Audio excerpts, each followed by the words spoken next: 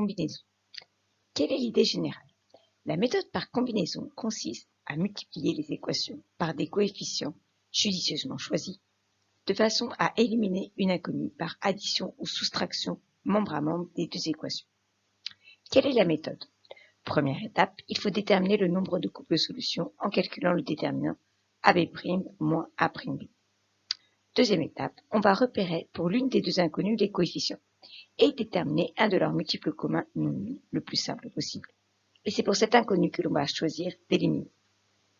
Troisième étape, on va multiplier les deux membres de chaque équation par des nombres choisis, souvent différents pour chaque équation, afin de rendre égaux les coefficients de cet inconnu.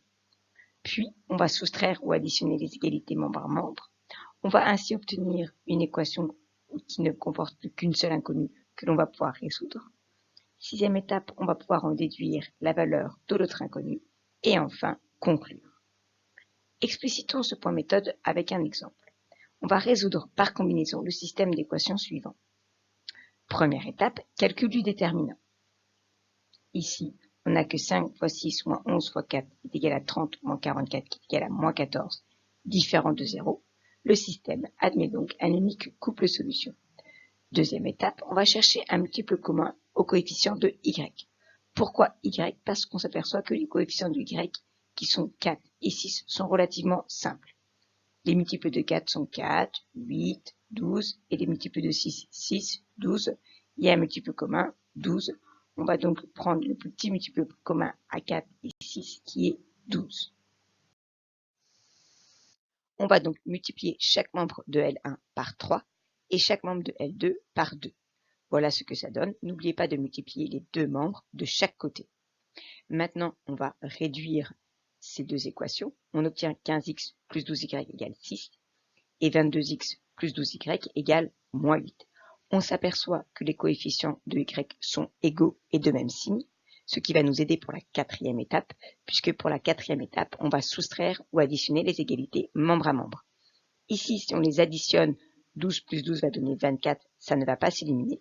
Il faut donc soustraire les égalités membre à membre en faisant bien attention de bien soustraire tous les membres, ce qui donne 15x moins 22x plus 12y moins 12y égale 6 moins 8.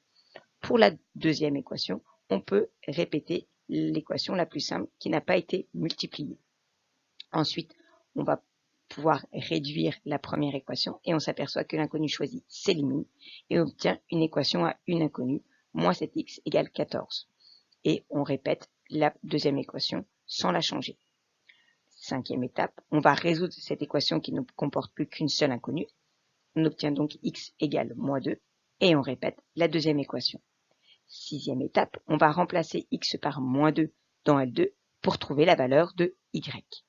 Donc on répète x égale moins 2 et on remplace x par moins 2 dans la deuxième équation. On va pouvoir résoudre cette équation. On obtient moins 22 plus 6y égale moins 4, ce qui donne 6y égale 18 et y égale 3. Maintenant qu'on a mes solutions, septième étape, on conclut en notant le couple entre parenthèses suivi d'une accolade S égale moins 2, 3. Attention, quand on multiplie une équation par un nombre, il faut bien penser à multiplier les deux membres de l'équation, et surtout le deuxième. C'est une faute très classique qui va vous entraîner de multiples erreurs. Quelques remarques sur cette méthode. On peut aussi rendre opposés les coefficients d'une des deux inconnues, et dans ce cas-là, on ajoute membre à membre à l'étape 4. Cette méthode est très efficace, même lorsque les coefficients ne sont pas simples.